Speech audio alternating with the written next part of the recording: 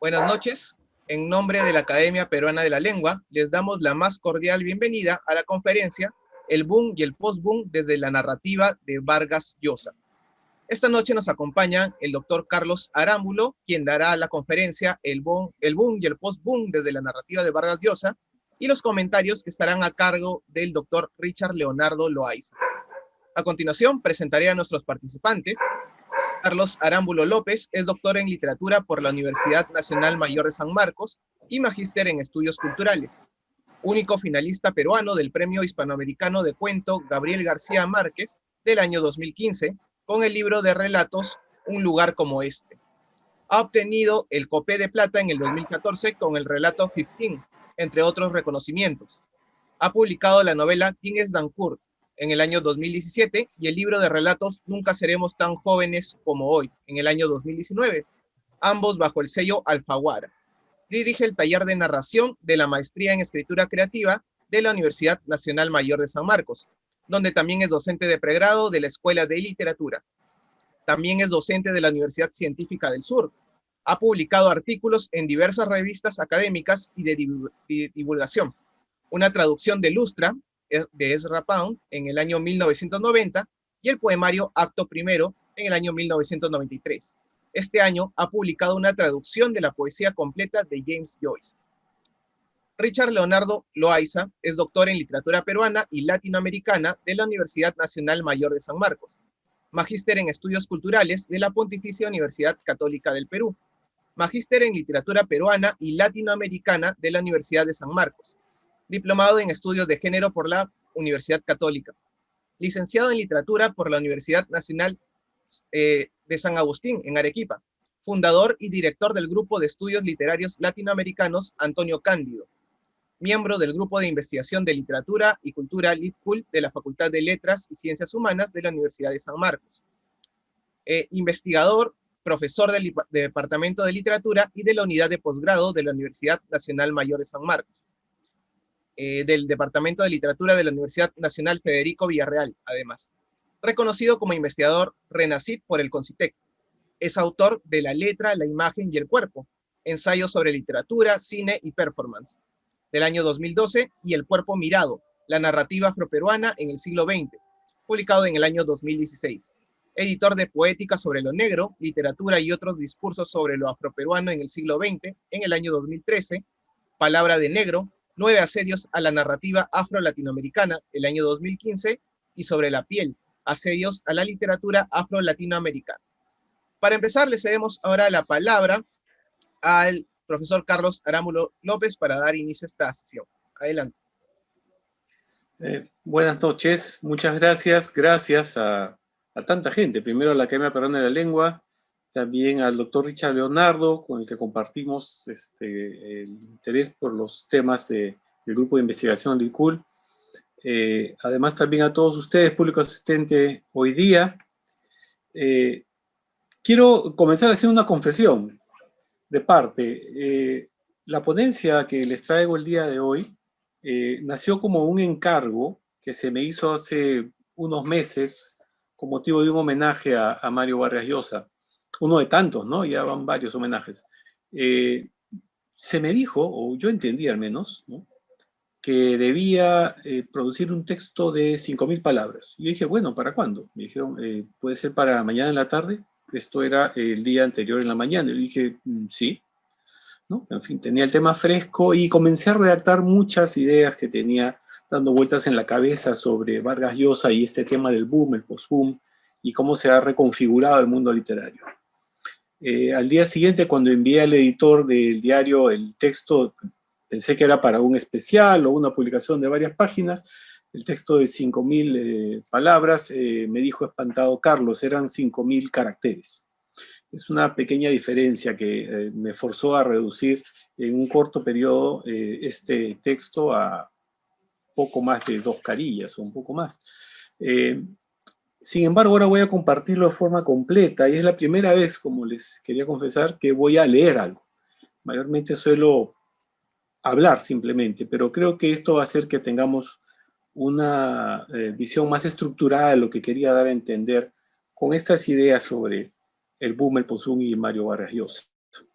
El artículo originalmente se había titulado El último del boom, el primero del post-boom. Y dice así: desde el momento actual de nuestra literatura o nuestra historia literaria, el boom es lo más parecido a un agujero negro. Todos hablamos del boom latinoamericano, cada quien tiene su lista de preferencias, de autores favoritos, pero no sabemos qué cosa hizo boom, ¿no? Ni si dejó de hacerlo y ni siquiera cuándo dejó de hacerlo, ¿no? Cuando los genios de la astrofísica se decidieron a demostrar la existencia de los agujeros negros, comenzaron estableciendo los principios de su investigación. Si los límites de estos misteriosos vacíos pueden definirse, tendríamos que hacerlo por los efectos visibles alrededor de ellos. El boom literario es un enorme campo de gravedad que se traga todo cuando pasa cerca de él. Y así tendemos a ampliar el boom hasta convertirlo en un devorador estelar. Los efectos de un agujero negro en realidad distan mucho de ser negativos, ¿no? Podrían ser la cuna de nuevos universos. De la misma manera, los efectos del boom sobre nuestra historia literaria latinoamericana son aún un tópico por desarrollar, ¿no? Es una historia en la que no puede dejar de considerarse a Mario Vargas Llosa no solo como una suerte de cierre del boom, sino como una bisagra entre ese periodo y el periodo siguiente, ¿no? Quizá como un padre del post-boom que se resiste a retirarse a la banca en el parque para ver jugar a hijos y nietos y que se mantiene vigente por una tenaz resistencia a la repetición. En la historia de esta repentina explosión de calidad y cantidad que fue el boom, no podemos colocar aún el punto final. Se nos hace difícil precisar el momento exacto del fin del boom y de su influencia. Es, por lo tanto, un agujero negro vital, un agujero negro fecundo. Unas reflexiones ahora sobre pesos y medidas.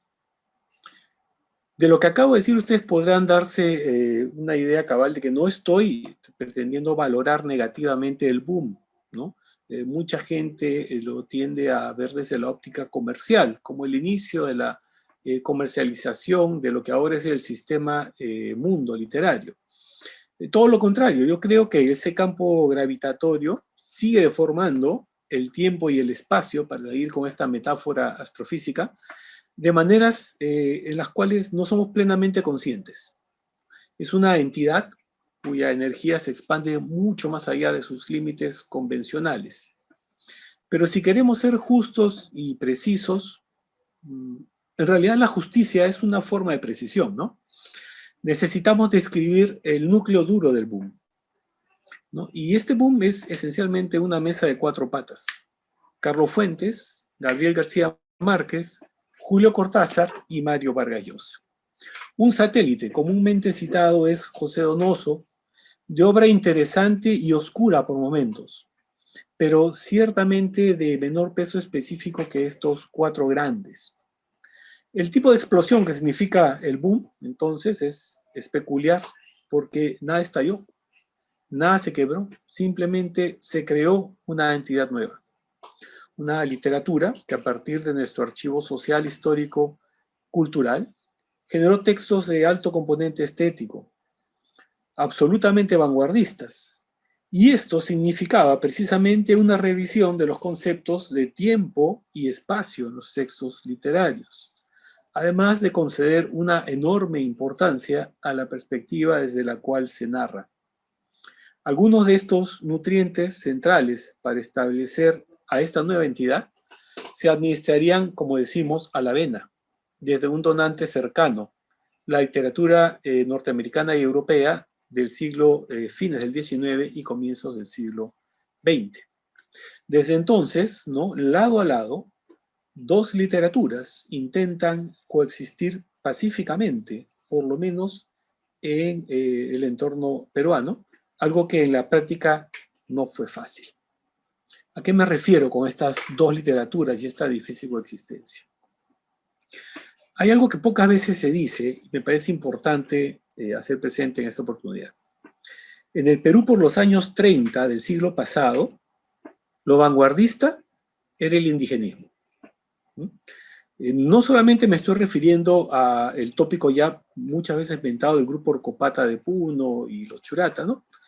O de Peralta, sino a que, por ejemplo, Ciro Alegría es un autor que reproduciría el fragmentarismo propio de las novelas de John Dos Passos y además publicaría grandes tirajes en Chile, o sea, no sería un autor ninguneado, ¿no? Ni vapuleado comercialmente.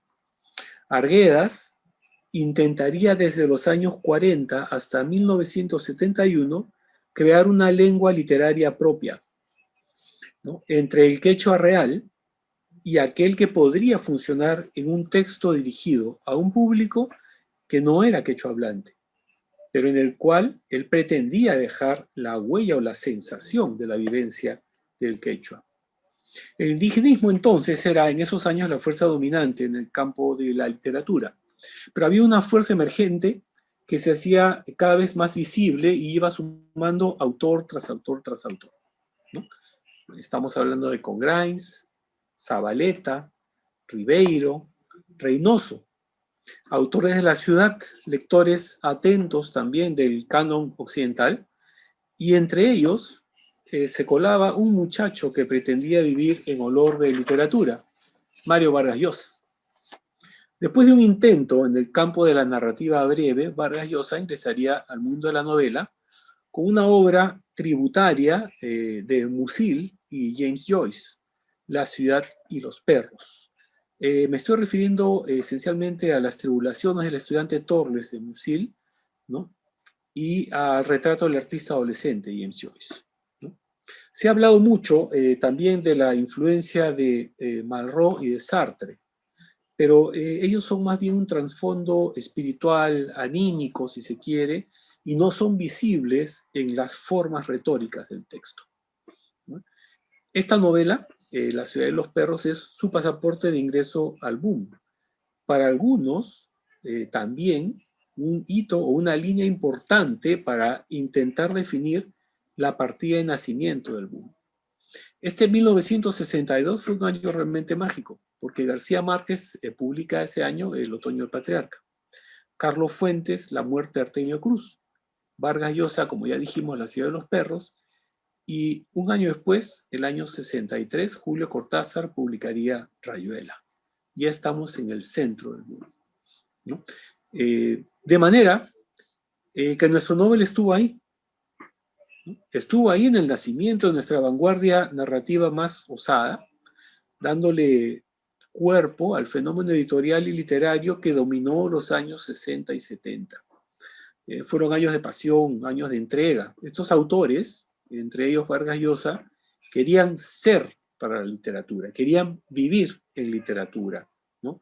Su vida seguiría en escribir y leer desde una orfandad autoasumida, porque curiosamente ninguno de ellos reconoce una influencia directa en sus tradiciones literarias locales, ¿no?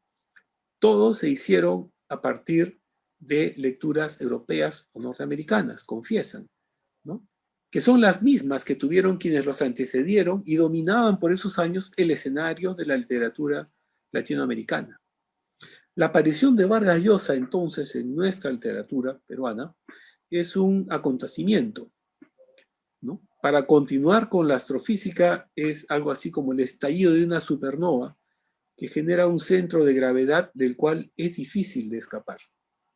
Una zona de creatividad y talento que va a marcar nuestra literatura durante el boom y aún después de él. El siguiente acápite se titula En el inicio y en el fin de los tiempos.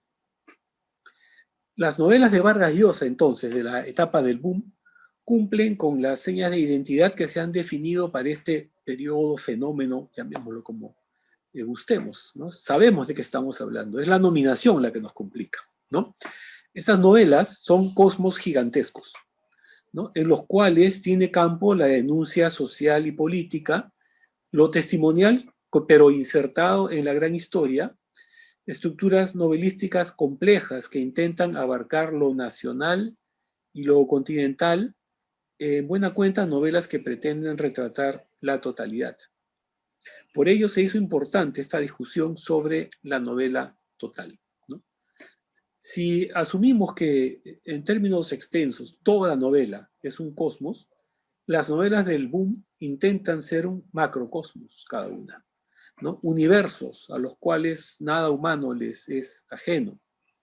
La sensación de que la realidad no es una y compartida, sino variada y matizada por las perspectivas o puntos de vista, son una marca de fábrica de estas obras desde tan temprano como aquel glorioso 1962. De manera que estamos en medio de este remolino en crecimiento. Las novelas se suceden, generando lo que llamamos una marca de autor, un registro personal de cada uno de ellos, algo así como su huella digital literaria. Y Mario Vargas Llosa nos mostraría su notable versatilidad al variar los trazos de su huella, manteniendo su identidad de cabecilla de vanguardia literaria narrativa. Esta afirmación que acabo de hacer no pretende desconocer aportes notables, importantísimos, ¿no? De escritores que han colaborado a que nuestra narrativa sea lo que es hoy en día. Pienso nuevamente en Reynoso, en Loaiza, en Ribeiro, pero también en Arguedas, en Zabaleta, entre otros.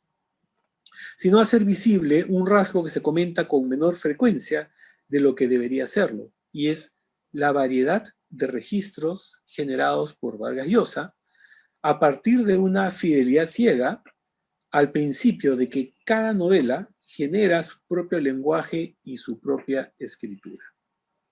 El creador neto no tolera entonces lo unívoco, y durante los años del boom veríamos cómo cada novela de Vargas Llosa, aunque anuncia la siguiente mediante el ensayo de un mecanismo que sería empleado luego con mayor amplitud, logra hacer otra escritura, ¿no? Desde la Casa Verde y su estructura de río ramificado, los cachorros y su oralidad heterodoxa y a la vez familiar, hasta culminar en el virtuosismo de conversación en la catedral, asistimos a una acentuación del vanguardismo, novela a novela, cada una de ellas con alguna sorpresa en el repertorio, con un registro nuevo y un panorama amplificado. Desde el mundo infantil, desde el mundo escolar, más bien, de los jefes, ¿no? Nuestro Nobel nos lleva hacia el internado y el barrio en La ciudad y los perros, el norte y la selva del Perú en la Casa Verde y los efectos del poder y la corrupción en todo el país en Conversación en la Catedral.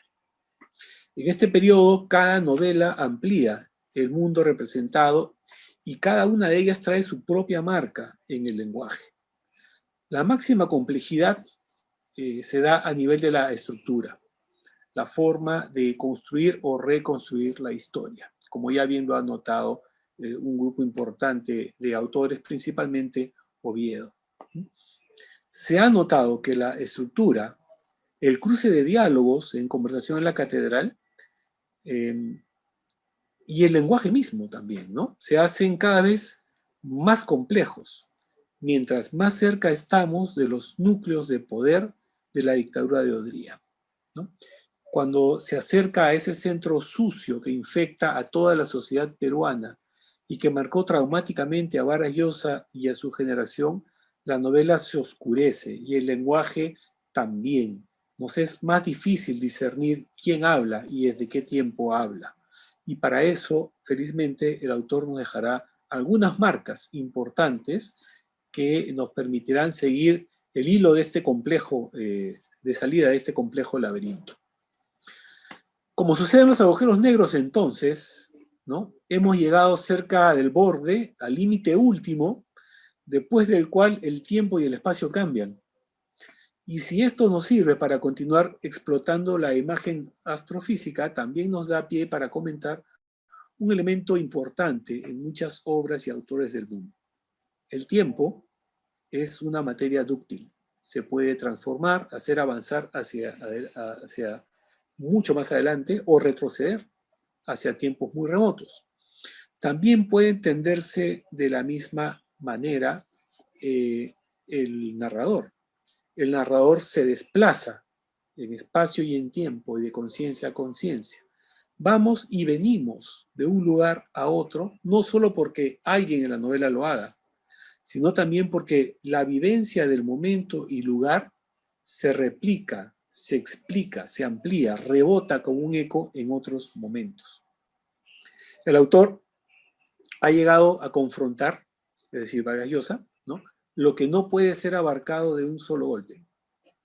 Es curioso, pero puede decirse que esta llegada de Vargas Llosa al vanguardismo más extremo no es sino una forma de realismo a ultranza o extremo. En el mundo real, como bien comprendemos, las cosas no suceden secuencialmente. Es decir, para cada personaje sí, pero mientras algún personaje de nuestras vidas vive un momento, lo demás estamos experimentando el nuestro simultáneamente. Entonces, los sucesos en una región lejana pueden repercutir misteriosamente, o no tanto, en una o en otra, ¿no? Los personajes de Vargas Llosa enfrentan en este periodo de su escritura fuerzas que actúan fuera de su control.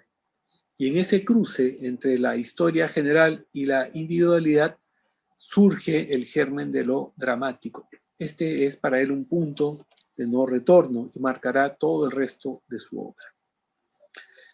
Entonces, para regresar a nuestro planeta después del viaje astrofísico, diremos con Hobsbawm, el célebre historiador inglés, que lo que le sucedió al boom es lo mismo que le sucedió a toda la vanguardia occidental, ¿no? Una onda en la superficie del mar puede crecer hasta cierto límite, hay fuerzas que operan sobre ella, los vientos, el calor, el fondo del lecho marino, y cuando esa onda se aproxima a la orilla, su propio crecimiento la lleva a doblarse sobre sí misma. La gravedad, retada por esas fuerzas que le dieron crecimiento, hace que esta onda caiga en el punto donde el fondo del mar ya no puede sostener su altura. Así, el más allá del arte, o el progresismo en el arte de la vanguardia, se forzó a sí mismo durante este periodo y claramente durante el boom. Experimentar, ¿no?, seguir el mandato, el imperativo de Pound, ¿no?, de hacer todo nuevo otra vez, forzar los mecanismos, buscar lo diferente, lo que nadie ha dicho o la forma que nadie ha empleado, encuentra un límite que es el límite de la incomprensión o la reducción del lector con la competencia lingüística y literaria necesaria para entender plenamente los juegos complejos que están generando estos autores del boom, y entre ellos Vargas Llosa. Entonces, estos mecanismos llegaron a un extremo en el cual ya no pudieron sostenerse y así pasó el boom, ¿no? Pero como siempre, la vida continúa y la historia también. Y el destino ha querido que de todos los jinetes, estos 4 jinetes del boom, quede solamente uno en plena producción. Cortázar falleció el año 84 y se ha deslizado por la autora Cristina Peri Rossi que puede haber sido uno de los primeros casos de VIH contraído por una transfusión sanguínea que también tomaría la vida de su compañera de siempre, Carol Dunlop. Fuentes nos dejó el año 2012, García Márquez el 2014. Vargas Llosa es entonces, desde esta perspectiva, el último del boom. De manera que, de alguna forma, ha estado en el inicio y en el fin del boom. Pero, ¿cuándo terminó el boom? Terminó antes de la muerte de estos compañeros de ruta de nuestro Nobel. Bueno, este es otro grupo de discusión, otro punto de discusión bastante acalorada, como la misma del inicio, ¿no? Se postulan varias fechas, varios sucesos, ¿no? El primero, el boom se acabó cuando sus autores dejaron de hablarse, es decir, cuando dejaron de formar un colectivo, ¿no? Este colectivo que estaba vinculado a una editorial, un editor y un agente, ¿no? El principal defensor de esta teoría, quizá el único en realidad, ¿no?, al menos visiblemente, es el periodista Xavi Allén, ¿no? Como signo de nuestros tiempos, el argumento se reduce a un lío personal y sentimental, ¿no? Es un pobre argumento, en realidad, para rendir cuenta de algo tan complejo como el boom, pero refleja los intereses de nuestros tiempos, ¿no? En esta versión, Vargas Llosa sería el actor principalísimo y se olvida el rol dentro del boom de Carlos Barral, de Carmen Balcells, de Emir Rodríguez Monegal, ¿no? Ciertamente la vida en Europa a los integrantes del boom fue importante, pero no basta tampoco como argumento único. Otros postulan la discusión sobre el caso Padilla, autor cubano que fuera arrestado y vejado por el régimen castrista por actividades contrarrevolucionarias, llamémoslas así. Pero esto sucedió en 1967 y sería muy atrevido dejar fuera del boom a novelas como Conversación en la Catedral, ¿no? Otros postulan la aparición de la espectacular novela de Carlos Fuentes, Terra Nostra, del año 75, como la novela que marca el fin del periodo, ¿no? Es probable porque esta novela, Terra Nostra, ¿no?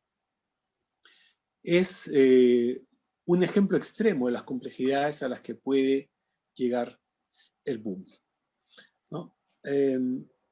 Digamos que hay otro elemento que podría ser el culpable, ¿no? Otro signo del fin del boom, ¿no? Tiene una forma menos visible porque es tan grande que nos rodea, nos envuelve, y es en realidad una variante cultural, ¿no? Una modificación en nuestra forma de ver, de procesar y de entender el mundo. Es algo que se comenzó a llamar posmodernidad. Entonces, como verán, más que creer en el viejo criterio de catalogar la historia, de dividir la historia literaria por autores, libros y fechas, opto más por las variaciones culturales, ¿no? Amplias, ¿no? Como este paso hacia la posmodernidad literaria, ¿no? La modernidad, que era esta forma de ver nuestra existencia como un progreso constante, una evolución sin límites, hacia una versión mejorada del mundo y del individuo que se basa en los ideales de la Revolución Francesa: igualdad, legalidad, fraternidad, ¿no?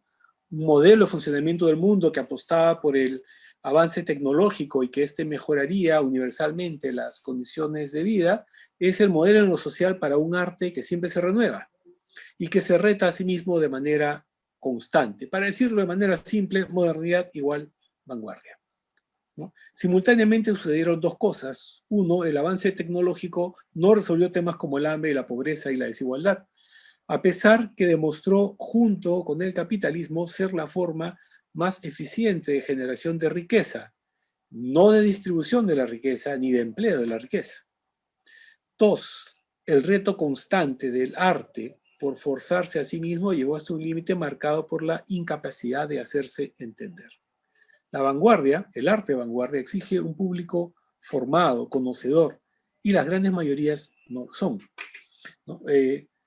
Cuenta la historia que William Faulkner fue durante muchos años un artista fracasado desde el punto de vista comercial, ¿no? Aunque después ganara el Nobel y el Pulitzer. Fue un fracaso editorial, fue un formidable creador de ficciones, un artista como pocos que hayamos conocido, y un cerebro peculiar, diferente, capaz de ver e interpretar la realidad de manera que ninguno de nosotros podría intentar antes de él. Pero una carga editorial también para los sellos que lo incluían en su catálogo para tener gran literatura o un gran autor, ¿no? En los años de vanguardia, 60-70, el arte iba precisamente a la vanguardia del gusto del público y lo formaba y orientaba apoyándose en la crítica como institución y en el renombre académico. Pero el universo de lectores era limitado. Se había diferenciado de lo que sucedía en el siglo XIX francés respecto a la distancia entre lo culto y lo popular, y que Vargas Llosa había descrito con acierto, comillas, diciendo: para mí, desde el punto de vista ya no literario, sino desde el punto de vista social, el mejor momento de la historia fue cuando esas fronteras entre lo culto y lo popular se confundieron, es decir, en el siglo XIX. Escritores como Víctor Hugo, como Balzac, como Tolstoy, hicieron una gran literatura que cumplía a la vez las funciones de lo que es hoy radioteatro y de lo que hacen escritores, diremos, como Faulkner o Gide. Una literatura de invención, de creación, de exigencia, de rigor, y al mismo tiempo que podía llegar a públicos distintos, a públicos sofisticados y públicos completamente primarios. Un gran momento de la literatura. Luego, para desgracia, creo yo, de la literatura, de la sociedad, de la cultura, se produjo la escisión. Ambas vertientes comenzaron a separarse, pero hay de cuando en cuando brotes, destellos de una literatura que vuelve a reunir ambas cosas. Y entonces, para mí, es un ideal muy digno de tener en cuenta, porque me parece muy triste, por una parte, que la buena literatura sea una literatura de catacumbas, y quizá más triste que la literatura que alimenta a la sociedad sea subliteratura, o sea, la literatura degenerada, mediocre, fin de la cita, ¿no? Las nuevas mayorías del último cuarto del siglo XX, con amplio acceso a los bienes culturales, habían creado su propia cultura, llamada por teóricos como Walter Benjamin cultura de masas. Y esa cultura venía con una estética nueva. Si la condición de este mundo luego de la modernidad se llamó posmodernidad, a esta nueva estética se le llamó posmodernismo. Vargas Llosa, entonces, por trayectoria vital y por opción estética, se encontraría en el centro del choque de estas dos fuerzas, ¿no? Y como ya lo había demostrado anteriormente, sus recursos serían más que suficientes para no solamente mantener residualmente una forma de ver la literatura, sino también para adaptarse a esta nueva audiencia. Digo, por trayectoria vital, porque para los años 70 se encontraba en su cuarta década, ¿no? En pleno dominio de sus recursos y con un amplio público internacional que aguardaba cada nueva obra suya, ¿no? Y además también con el manejo de una estética muy personal. Había llegado con Conversación en la Catedral tan lejos como pocos autores peruanos, sino como ninguno, habían llegado. La complejidad de la estructura de esta novela había agotado una forma de hacer literatura, tal como sucedió con Terra Nostra en el caso de Carlos Fuentes. Hasta ese momento, ambos habían en mayor o menor medida innovado en su propia narrativa. Ciertamente más lo haría Vargas Llosa, ¿no? Cortázar se embarcaba en experimentos como 62, Modelo para Armar o Libro de Manuel, y se ratificaba como un gran cuentista, mientras García Márquez se mantenía fiel a una escritura que repetiría siempre, pero con leves variantes, sin mayor desafío, porque ya había hallado una voz en la que se encontraba cómodo. Vargas Llosa tenía una voz y más, varias más a la mano, y los nuevos tiempos, el nuevo público demandaban una nueva aproximación a lo literario. Y es importante entender que ya no escribe para algunos miles, ahora lo haría para cientos de miles. El desafío del autor entonces era ser él mismo desde otras perspectivas, más cercanas a ese nuevo público que la industria editorial mundial había consolidado. Si estuvo Vargas Llosa en el fin del boom, su talento lo llevaría y nos llevaría más allá. Y ese más allá se volvería más acá. Esta nueva estética, que se anunciaba con la muerte de la vanguardia, afirmaba sus condiciones características. Las novelas debían ser comprensibles, legibles. La legibilidad del texto se convirtió en un requisito esencial para acceder a este gran público que ya no era el mismo, ¿no? Hay una nueva generación en la cual continuaba Donoso, pero se sumaban Skármeta, Bryce, Puig, Manuel Puig, Severo Sarduy, como transicionales entre el boom y el post-boom. Pero serían Fuentes y Vargas Llosa quienes darían unos pasos más allá, ¿no? Mientras que García Márquez permanecía fiel a la receta de 100 años de soledad, pero qué receta, ¿no? También Fuentes ensayaría con La cabeza de la hidra un acercamiento a lo popular, ¿no? Y Vargas Llosa insistiría en su visión de recrear el escenario del siglo XIX francés que tanto añora. 1973 es clave porque aparece Pantaleón en Las visitadoras y el humor por primera vez en la obra de nuestro Nobel. Combina una situación humorística, es decir, el establecimiento de servicios para atender las necesidades sexuales de los soldados, desde una perspectiva sumamente formal dentro de la misma estructura del ejército, y además un tono solemne, porque la historia se narra incluso con comunicados oficiales, ¿no? La novela es exitosa porque es un tema jocoso, de fácil adaptación con el público, pero también porque se narra desde voces totalmente legibles por un lector promedio y además mantiene vigentes algunos recursos de la etapa vanguardista del autor. Está enseñándonos Vargas Llosa que puede combinar ese registro con un nuevo registro. Es su primera aproximación a la cultura de masas, ¿no? Y lo hace por vía del humorístico. Luego vendrían otros más, por ejemplo, el uso del melodrama y de la metatextualidad asociada también al humor en La tía Julia y el escribidor, ¿no? Estableciendo un juego entre realidad y ficción que luego sería determinante para el resto de sus obras, ¿no? Nos acercamos entonces a la vieja pregunta, o no tan vieja, pero digamos a la pregunta central de la posmodernidad. ¿Es el autor implícito el narrador? ¿Es Mario Vargas Llosa en esta novela? ¿Es una versión ficcionalizada de sí mismo? ¿No? Pero la incursión de Vargas Llosa en esta estética no se detiene en estas dos novelas. Con La guerra del fin del mundo hace dos cosas. Incursión en la novela histórica, pero conversa con una gran obra de literatura latinoamericana que es Los Sertones, de Euclides de Acuña. Y este juego del pasado con el presente, este remake o esta reactualización de las obras del pasado, es un componente más de el posmodernismo, es una definición del posmodernismo literario, uno de los definings que cita Ilham Said, ¿no?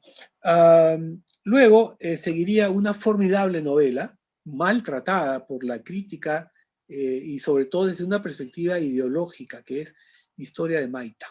Es una pequeña joya dentro de la narrativa de Vargas Llosa, porque recupera mecanismos propios de conversación en la catedral. Siempre menciono que para mí es una suerte de mini conversación en la catedral, pero también algunos recursos de la Casa Verde. Entonces narra una historia que se hace a sí misma en el proceso de escribirse. Inicia con novela política y luego se convierte en una suerte de pesquisa policial, ¿no? Y finalmente deviene en una novela sobre la escritura de la novela misma, ¿no? Metaficcionalidad, ¿no? El problema para muchos lectores de los 80 fue el tema de la sexualidad de Maita, ¿no? Es retratado como homosexual en la novela, aunque en la misma novela el mismo Maita contradice esa versión porque aparece Maita.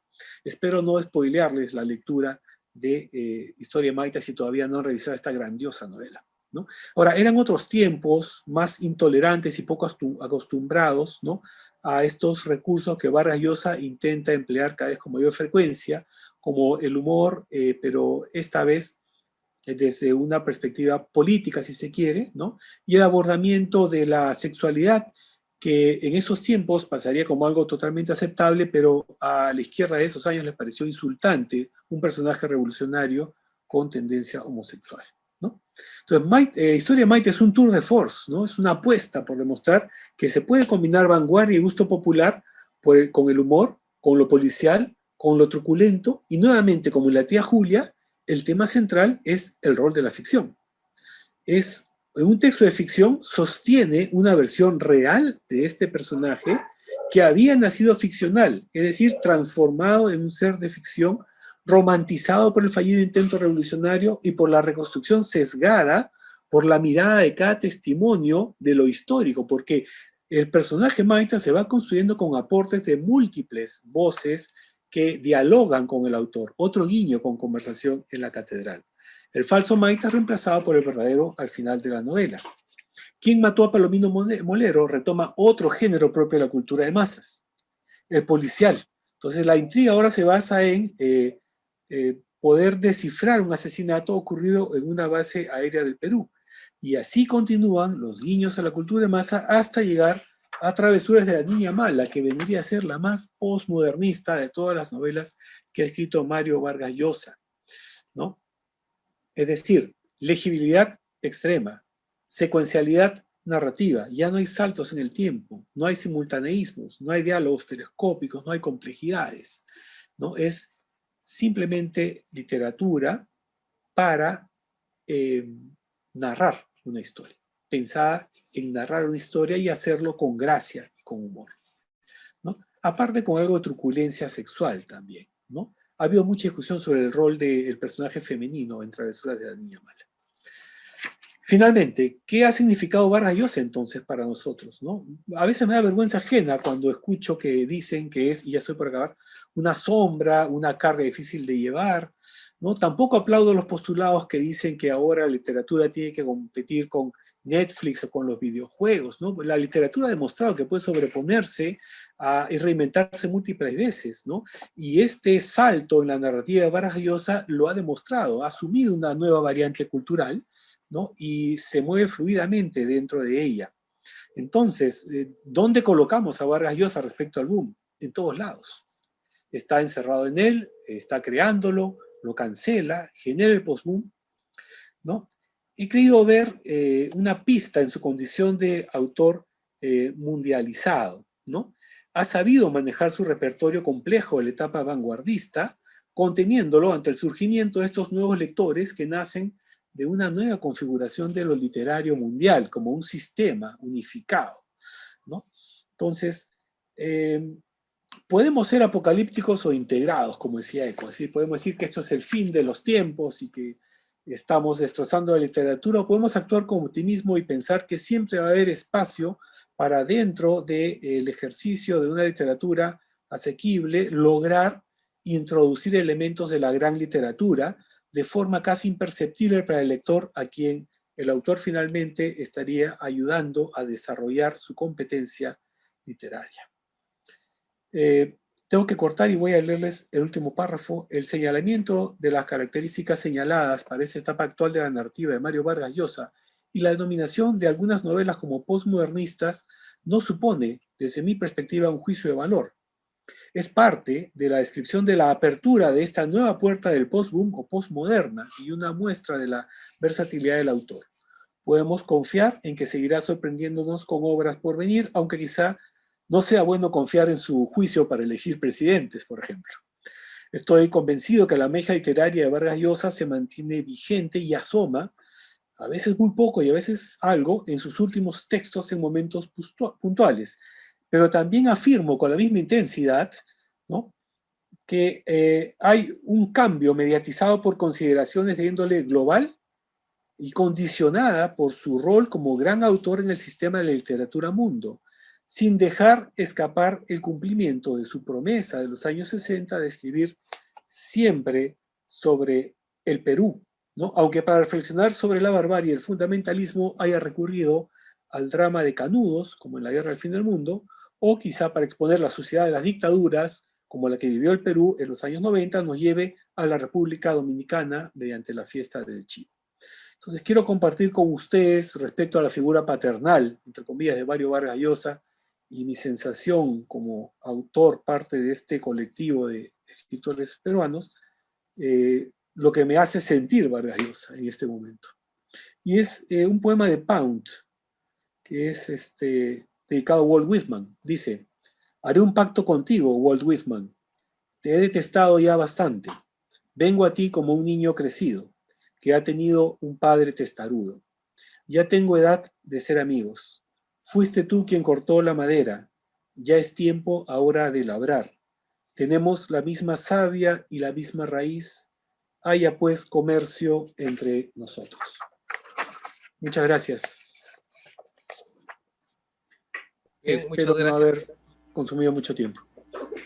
Muchas gracias, profesor Carlos Arámbulo. Y ahora continuamos con los comentarios del profesor Richard Leonardo. Adelante, profesor. Muy bien, buenas noches a todos ustedes. En primer lugar, agradecerle a Carlos y a la Academia Peruana de la Lengua. Muy interesante lo que nos plantea Carlos Arámbulo, ¿no? De una manera muy didáctica nos ha mostrado este recorrido de nuestro Nobel, ¿no? Y es cierto, o sea, pese a todo, diría yo, pese sobre todo a los detractores, aún Vargas Llosa pues sigue vigente, ¿no? Se tiene que hablar o bien o para mal de Vargas Llosa, ¿no? Y resulta sumamente interesante, ¿no? Efectivamente, él forma parte de este movimiento también muy cuestionado, que es el boom, ¿no es cierto? Carlos nos hablaba pues de que era una especie de grupo, ¿no? Y hasta cierto punto pues los denominaban pues como una especie de mafia, ¿no? A la cual no dejaban entrar a cualquiera. Por ahí Donoso, ¿no? De vez en cuando entraba.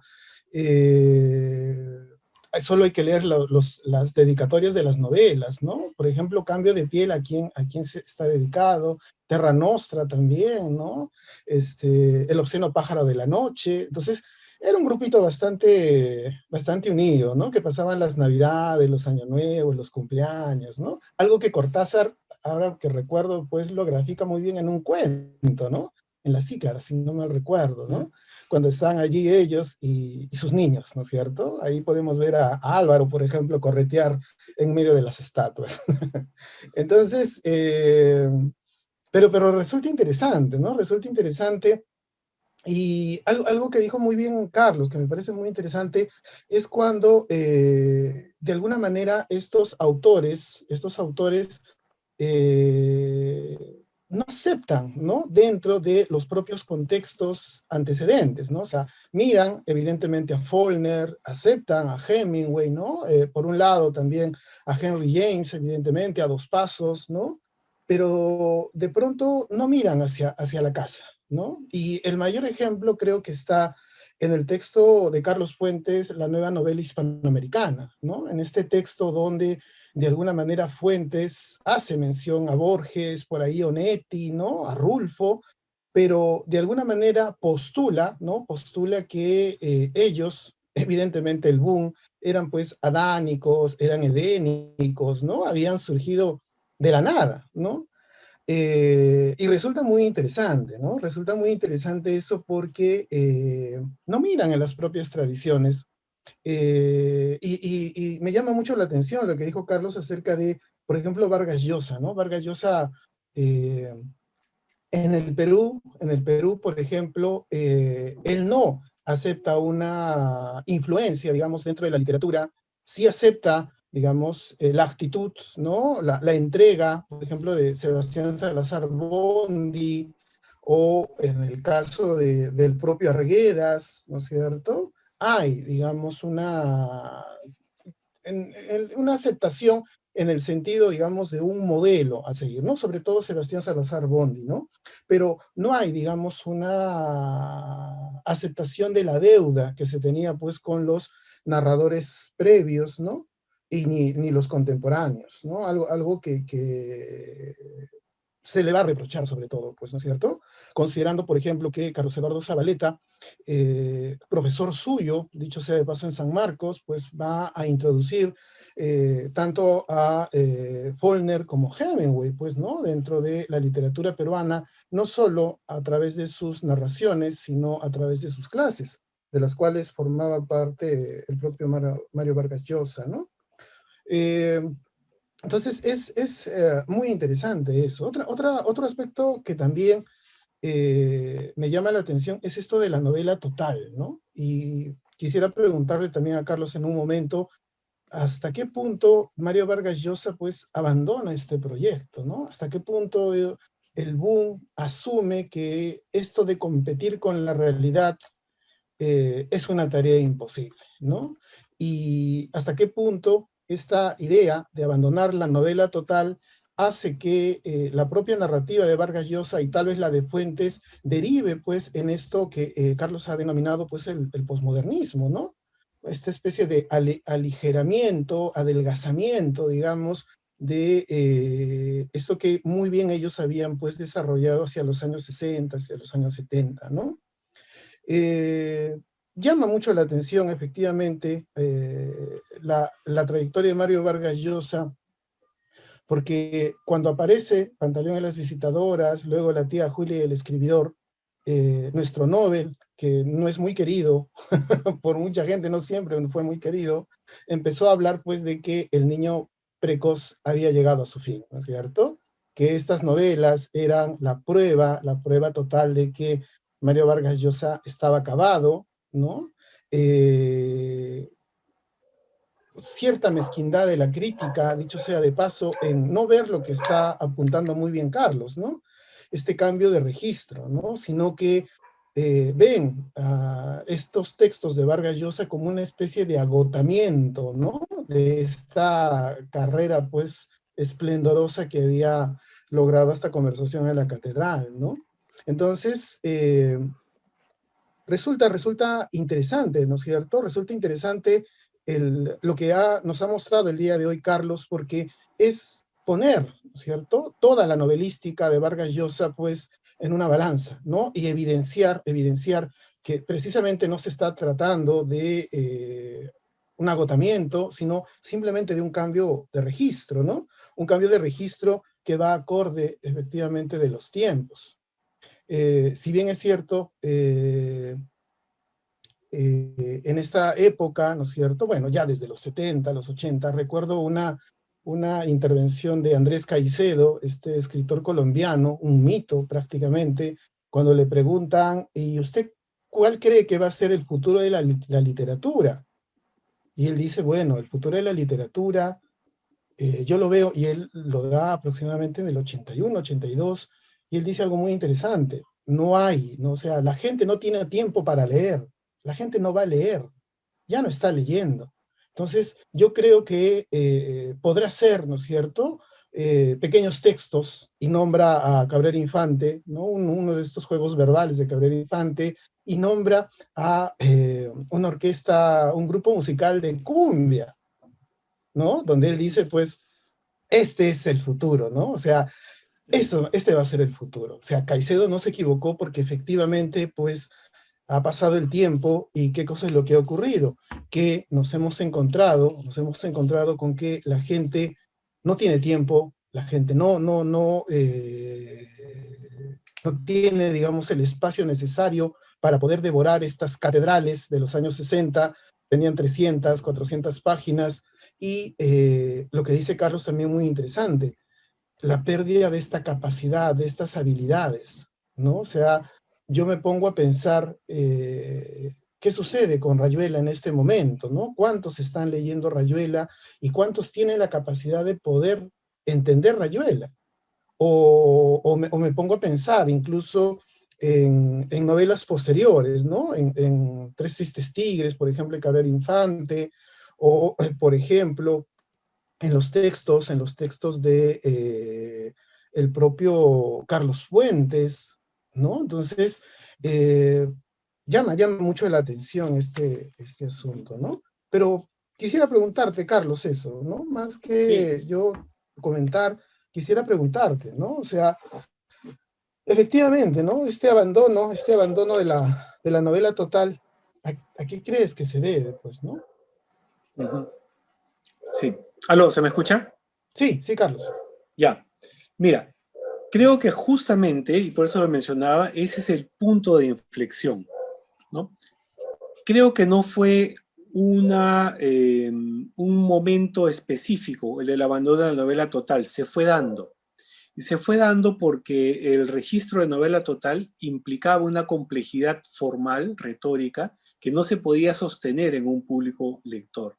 Y además va cambiando la sensibilidad global.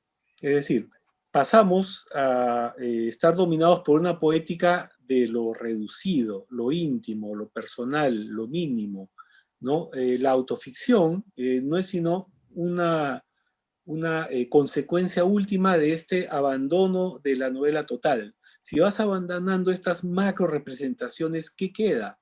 ¿No? Es para graficar el cosmos, uno mismo. Entonces, uno mismo se instaura como una visión del cosmos, ¿no? Entonces, ahí hay un cambio interesante en la sensibilidad, ¿no? El ego contemporáneo es un ego que es bastante, ¿cómo decirlo? Es demasiado acariciado por múltiples manos, ¿no? Y esas son las manos de la virtualidad. Eh, eh, yo soy un usuario de las redes, pero sí entiendo que, por ejemplo, ciertas funcionalidades de las redes son una caricia al ego, ¿no? Y una forma de automirarse, ¿no? Y se ha instaurado esta sensibilidad. Esto es parte de lo que Mario Perniola llama la sensología en nuestra época. Así como hay una ideología, ¿no? Él postula una sensología, una forma de sentir que ya está producida. Solamente hay que decir, ¿me adscribo o no me adscribo? ¿No? Así como uno lo hace con una ideología, ¿no? ¿Sigo o no sigo la ideología? Entonces creo que hay un cambio sensológico, es una nueva forma de sentir. Necesitamos ver el mundo en el yo y ya no el yo en el mundo, ¿no? Y eso hace que se invierta el rol en lo literario. Es un camino que la sociedad lo hace en un sentido y la novela lo hace en el sentido contrario, ¿no? Y se encuentran en la mitad. Y se encuentran. Creo creo que por ahí va el tema, Richard, del abandono de la novela total. Y quería comentar dos cosas más que dijiste que me llamaron la atención. No sé si lo recuerdes, pero casualidades de la vida. Y rebuscando mis cosas viejas acá, mis revistas, tengo un número de letras. Nuestra amada revista Letras de San Marcos, número 90, del año 86. Y hay un texto de mi profe, de Carlos Eduardo Zabaleta, justamente. Y es un texto en el cual se lo ve dolido a Zabaleta, porque está reclamando el lugar de su generación en la nueva narrativa peruana, en la nueva vanguardia peruana, y está reclamando entre líneas a Vargas Llosa el desconocimiento del aporte de los autores anteriores. Entonces lo que dices es materia conocida por quienes vivimos en este mundo de lo literario, y sabemos cómo Vargas Llosa tiene también esta capacidad pues, de generar anticuerpos, ¿no? en mucha gente. Y lo otro era sobre el tema de la extensión de los textos. Tú sabes que hace, bueno, unos meses antes de que se fuera Osvaldo Reynoso, no recuerdo la circunstancia, pero fue uno de esos cafés que a veces nos juntábamos a tomar para conversar, me dijo, le dije, oye, Osvaldo, ¿estás escribiendo cosas breves? Le digo. Y me dice, sí, porque me he dado cuenta que la gente ya no lee cosas largas y ya no tienen la paciencia de soportar un esfuerzo para lograr un efecto en 300 páginas. Yo te recomiendo, Carlos, me decía, escribe 90 páginas, eso es lo ideal. Una sentada de hora y media y ya está, leíste una novela. Y respecto al lector, sabemos bien, Richard, todos hemos comenzado gateando, después corremos, es que la lectura es un ejercicio, ¿no? No hay una, quizá, incapacidad del lector. Lo que hay es una mirada que se dirige hacia otras cosas. Y esto es un entrenamiento como el de una maratón. Mientras vayas exigiéndote más, tu nivel de competencia lectora va a ser cada vez más amplio.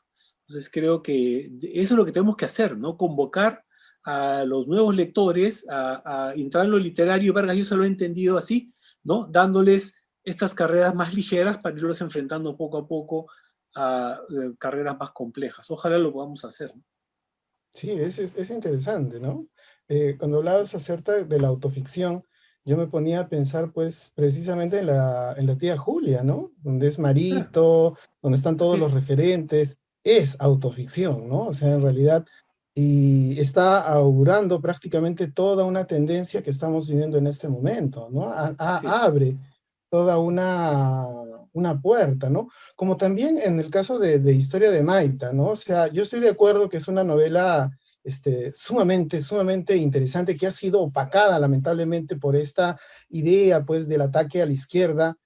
Muchos de los críticos evidentemente se reconocían como de izquierda y van a hacer pedazos en la novela, pero efectivamente, ahí está trabajando pues no solo esta idea de la metanovela, sino que empieza a trabajar con la distopía, ¿no? A mí me llama mucho la atención esa escena en la que de pronto, pues, primero el marco, ¿no es cierto? El marco, los subversivos han tomado prácticamente, claro, y todo el Perú en realidad, ¿no? O sea, los cubanos, los bolivianos están metiéndose al Perú, Estados Unidos ha mandado, pues, a sus fuerzas, los marines, ¿no? El Cusco es bombardeado, a lo lejos una imagen, pues, de pájaros o de aves, y en realidad, bueno, son buitres que están sobre los cadáveres. Eso es algo muy interesante, cómo Vargas Llosa está, ¿no? Está mirando lo que va a pasar, lamentablemente, en el Perú.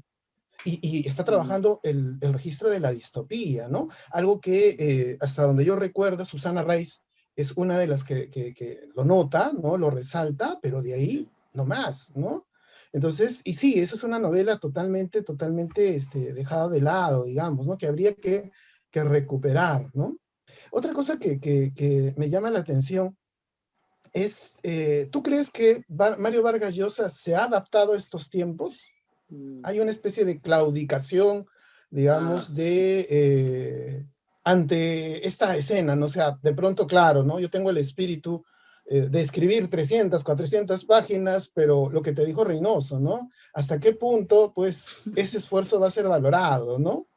En los 60, sí, claro, un Lezama Lima, por ejemplo, o un Severo Sarduy, ¿no?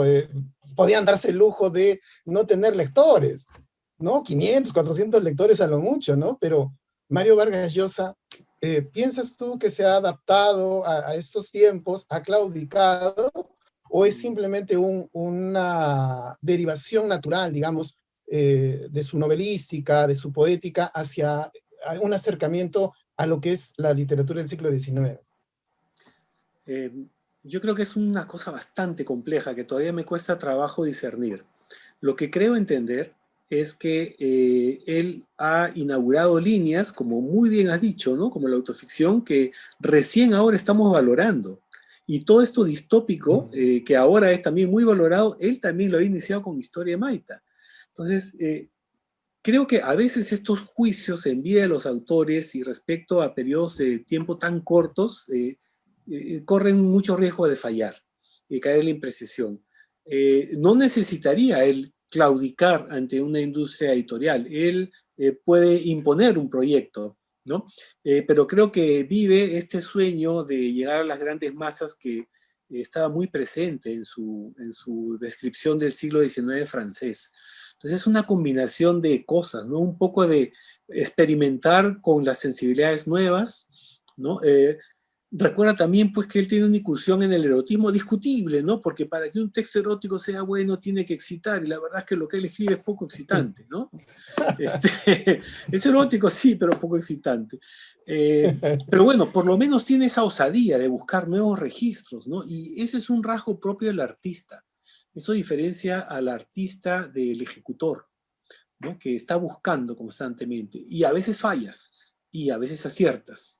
Entonces tendríamos que esperar, yo creo, todavía más aciertos de él y no pensar que se rindió, ¿no? Que ya no va a hacer nada más, ¿no?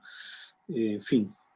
Sí, porque hay mucha gente que efectivamente, pues, no valora estas novelas últimas, ¿no? Yo siento que No, de pronto la gente está esperando que nos entregue, pues, una nueva conversación en la catedral, una nueva la guerra del fin del mundo, y de claro, no lo va a pronto, hacer, pues.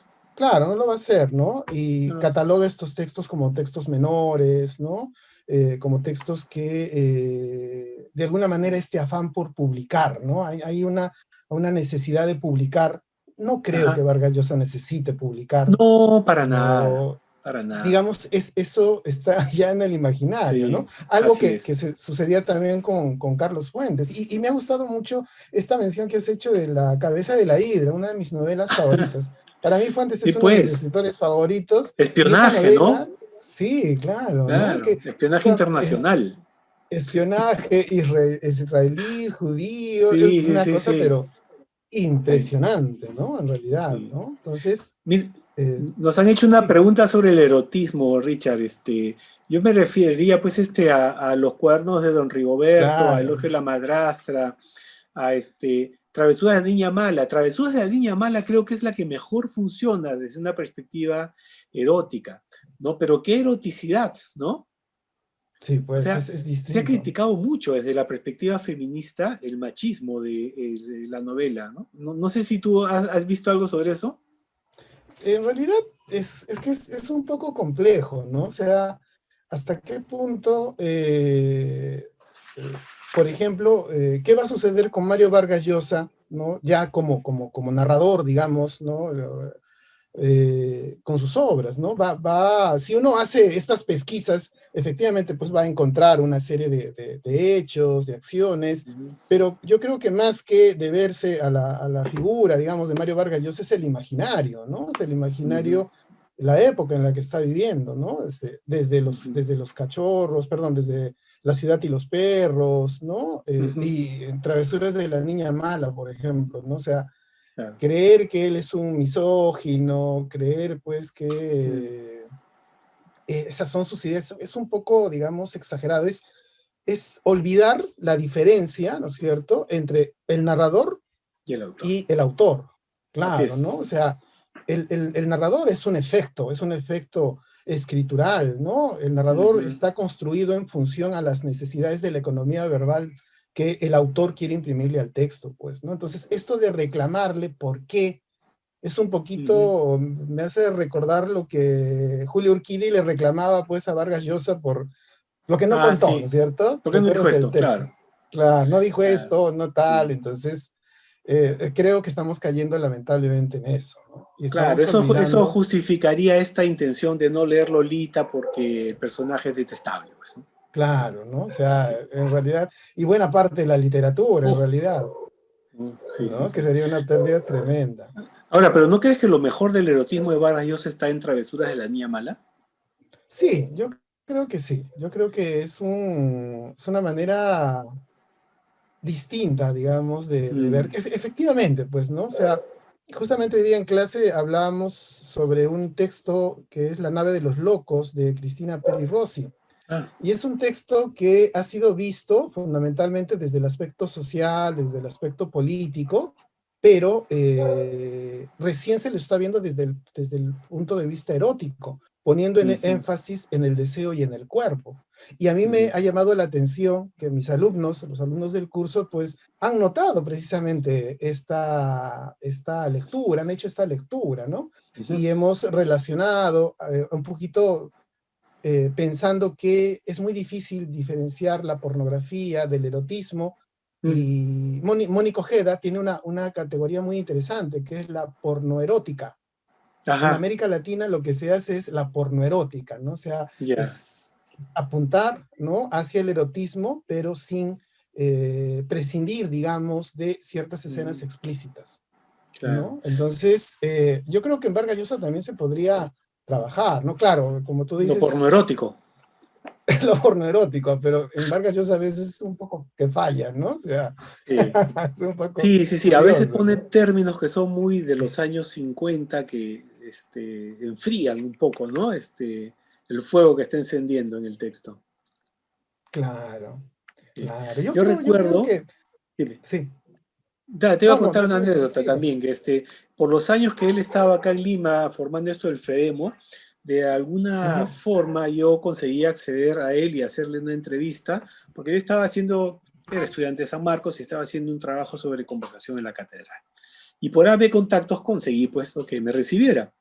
Y terminamos hablando de Absalón, Absalón casi toda la hora completa y nada de conversación en la catedral, ¿no? Pero me dijo, mira, me llevó una secretaria que estaba en una habitación al fondo de su maravilloso estudio en Barranco y le dijo, Carlos va a venir seguramente en estos días, por favor, permítele ingresar. Mira, acá están los borradores de conversación en la catedral, tengo algunas cosas acá que te pueden servir para tu trabajo, ¿no? Le pides a ella y todo. Y si quieres leer algún libro, mira, también ven acá, lee. Generosísimo, generosísimo. Generosísimo, Y comencé a generosísimo. recorrer los anaqueles y me encontré toda la colección de La Sonrisa Vertical. ¿Tú sabes a qué me refiero? Pues, a Claro, la claro. famosa colección de erotismo español, ¿no? Que había publicado textos de escándalo como Opus Pistorum de Henry Miller, ¿no? Que eso sí es decididamente pornografía. Miller lo escribió por $1 a página para un amigo que quería consumir pornografía y pues, entonces Vargas Llosa tiene esta preocupación por lo erótico, que creo que es una beta que él está seguramente, desde Travesuras de la Niña Mala, creo que lo ha soltado un poco, pero creo que le va a ganar en el futuro más lecturas críticas y más lectores jóvenes de los que viene ganando con las otras. Creo, es una Sí, predicción y como tal me puedo equivocar horriblemente, ¿no? sí, no, no, no, yo creo que también, ¿no? O sea, empiezan a desarrollarse otras lecturas, ¿no? Por ejemplo, este texto de los cachorros, Mm, es muy interesante cómo construye la masculinidad allí, ¿no? Como sí. a mí me parece brillante el hecho de que como en la novela, como, perdón, en esta novela, ¿no? El cuento largo, como tú quieras llamarlo, como de pronto Cuellar está tratando de demostrarse y demostrarle al mundo de que la sexualidad no está pues en los genitales, ¿no? Ujú. Pero como el grupo, incluso los amigos, terminan pues corroborando esta situación. Sí. Eso el día de hoy es revolucionario, ¿no? Para la época en la que lo plantea Vargas Llosa, es fundamental, cómo en Latinoamérica la sexualidad se construye, pues, a partir, digamos, de la genitalidad, ¿no? Y Claro. Vargas Llosa está evidenciando eso, ¿no? Es interesantísimo. Mira, ahí está la discusión Entonces, de género, sexo biológico, identidad sexual, está todo ahí, ¿no? Dando vueltas en ese texto de Claro, los cachorros. Es muy actual, claro, sí, es claro. verdad. Vargas Llosa, yo creo que las lecturas van a seguir. Y es cierto, tenemos que darle una distancia, ¿no? Es lo que decía Sábato, ¿no? O sea, lo ves, no sea por la televisión, tú contabas la anécdota esta de que te lo encuentres en San Marcos. Cuando vino a Arequipa, yo soy de Arequipa, Ujú. se armó incluso se armó toda una especie de operativo para, todo el mundo quería pues algo de él, ¿no? Que le firmen un libro. Y yo, bueno, no me gustan mucho las multitudes. Yo estudié en San Agustín, tenía clase, y de pronto estoy caminando y veo a lo lejos a una dama muy guapa, ¿no? Muy bien vestida, y era Patricia. Y el señor que estaba al lado era Mario Vargas Llosa. Todo el mundo peleándose en el centro de Arequipa por verlo, y Estás ahí. estaba, me Sí. acerqué, le pedí un autógrafo, hablamos un par de palabras, yo más emocionado, evidentemente, pero Ujú. espectacular, ¿no? Espectacular, Claro. Sí. como dices, muy generoso, muy abierto, ¿no? No sé si ubicas tú a la esposa de Roberto Reyes, creo que se llama Mari. Mari es, ¿no? Mari, no, no, no, no, Sí, creo. ¿Cómo es? Ya me olvidé el nombre de ella. Bueno, ella me contó una ya, anécdota graciosa en una reunión en una embajada, que sé, donde había escritores, ¿no? De pronto todos estaban pues rajando de Vargas Llosa, que Vargas Llosa por aquí y por allá. Y ella pues es una mujer muy directa, ¿no? Muy sagaz además, muy despierta. Y se acerca a donde Vargas Llosa, que estaba a unos 15 metros, y se dice, doctor Vargas Llosa, ahí hay un grupo de colegas suyos escritores que quieren tomarse una foto con usted. Ah, pero sí, dice él, con todo gusto. Y todos los que estaban rajando fueron corriendo a ponerse para tomarse la famosa foto con Vargas Llosa. Es que nos genera esas cosas, pues, claro. yo no dejo de reconocer que en ciertas opiniones, estoy totalmente en contra, me parecen hasta odiosas Mm, ciertas opiniones de él, pero no me interesa juzgarlo como persona ni ser su amigo, me interesa leer lo que ha escrito, ¿no? leerlo, Y creo ¿no? que con eso ha hecho un aporte más grande al mundo que como ser humano igual a cualquiera de nosotros, ¿no? Su rol es ese, ¿no? Producir gran Claro, literatura. y los ensayos, ¿no? Los ensayos estos donde habla sobre Carlos Oquendo de Matos, Sebastián Salazar Gondi, esta entrega, digamos, a la escritura, a la literatura, son vitaminas, ¿no? Vitaminas para los jóvenes escritores, ¿no? O sea, es Así es. asumir, digamos, la responsabilidad de escribir, pues, en todo el sentido de la palabra, ¿no? Ese es un escritor profesional, Vargas Llosa, lo ha El probado que primero, el ¿no? método funciona, claro, El primero ¿no? peruano Claro, podría ser claro, ¿no? Richard, Entonces, ¿crees? hasta cierto punto sí, pues, ¿no? ¿No? Claro, ¿no? Bueno, sí, sí, yo creo que sí, ¿no? Que va a vivir, digamos, de sus libros, y va a vivir muy bien, Sí. ¿no? Entonces, yo creo que sí, ¿no? Pero sí, sí, sí, definitivamente somos muy mezquinos con él por la idea de que es un contemporáneo. Tal vez, Claro. ¿no es cierto? Aunque yo sí estoy seguro que su figura va a crecer a medida que pase el tiempo, mucho más de lo que es ahora, ¿no? Mucho, muchísimo más, ¿no? Sí. Y una cosa, Carlos, es Dime. curioso, pero recordarás que hablabas de Push, tú por ejemplo, de Manuel Push, Ujú. y Vargas Llosa le niega el premio Cés Barral a Manuel Push, ¿no? Sí, Y luego termina publicando, pues, Pantaleón, ¿no?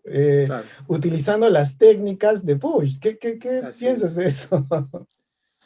No sé, la verdad, es tan curioso esto de los premios literarios y de estas conversaciones entre bastidores en los premios que eh, ahora Vargas Llosa también hay que ser poco ciegos para no verlo, tiene un ego muy grande, ¿no?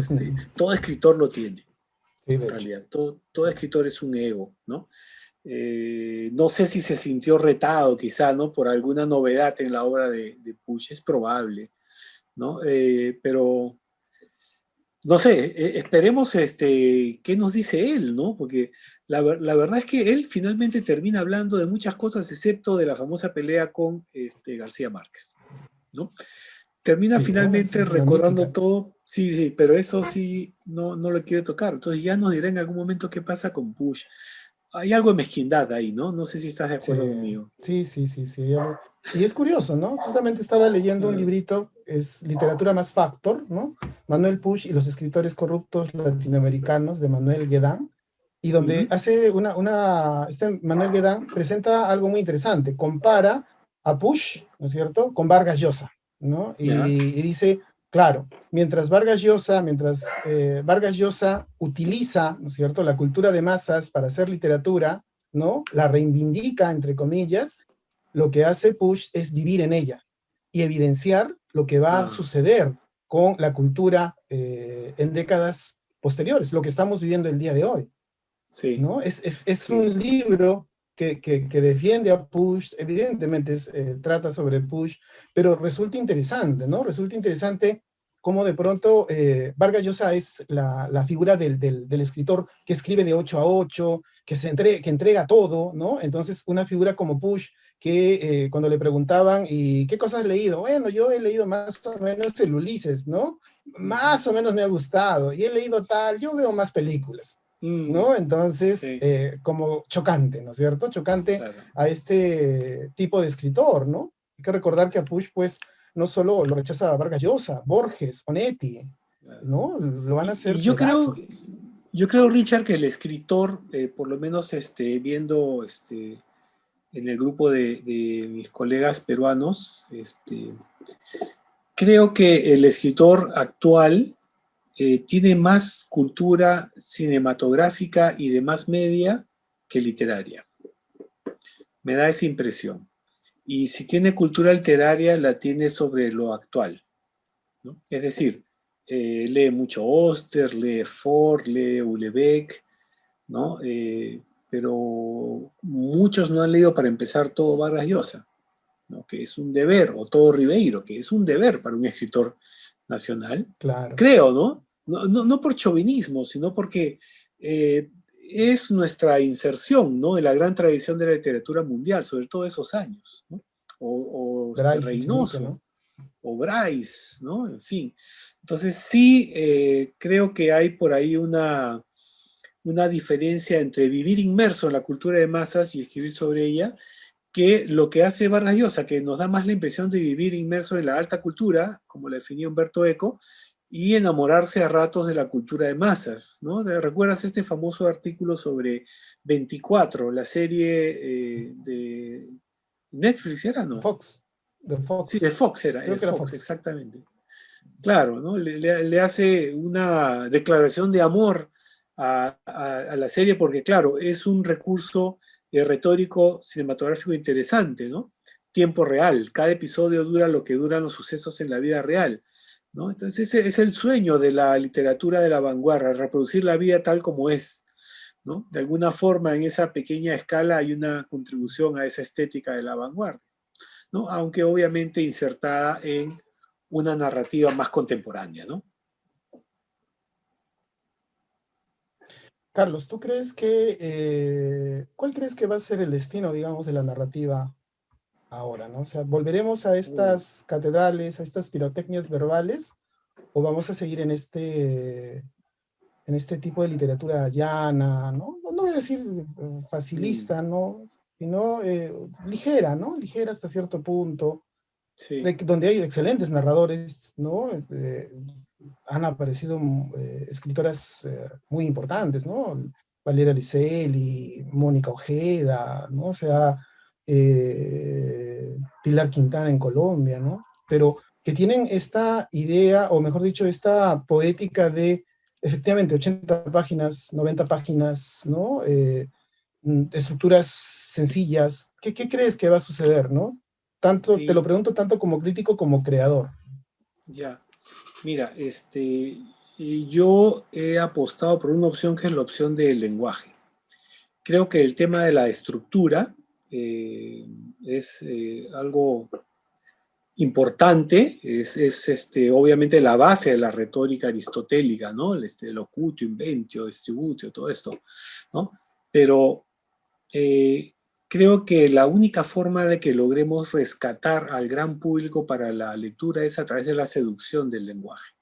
Tenemos que hacer que se enamoren de un lenguaje, ¿no? Es más fácil eso que enamorarse de una estructura, ¿no? Uno. Y lo otro, creo que se va a guetizar la literatura, si es que no se está guetizando, ¿no?